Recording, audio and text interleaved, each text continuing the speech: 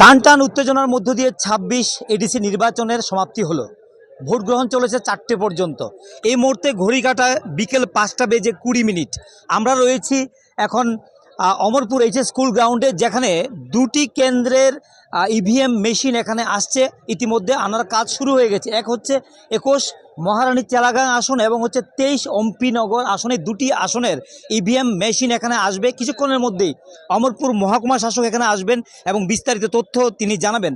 আমরা দেখাচ্ছি মাঠের কি চিত্র রয়েছে এখানে। ইতিমধ্যে কিন্তু বিভিন্ন ভোট গ্রহণ কেন্দ্র থেকে কিন্তু ইভিএম মেশিন কিন্তু আসা শুরু হয়ে গেছে।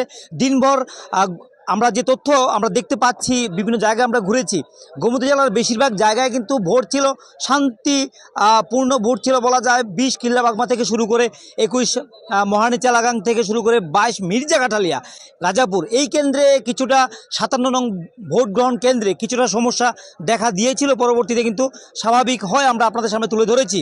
তার পরবর্তীতে অম্পিনগর সর্বত্রই কিন্তু একটা আমরা দেখেছি শান্তিপূর্ণ ভোট ছিল। এবং সবচেয়ে আকর্ষণীয় বিষয় এবং গুরুত্বপূর্ণ বিষয় হচ্ছে দুপুর ১টা নাগাদ কিন্তু আমরা দেখতে পেলাম ৮০% ভোট বিভিন্ন ভোট গ্রহণ কেন্দ্রগুলিতে কিন্তু সম্পন্ন হয়ে গেছে।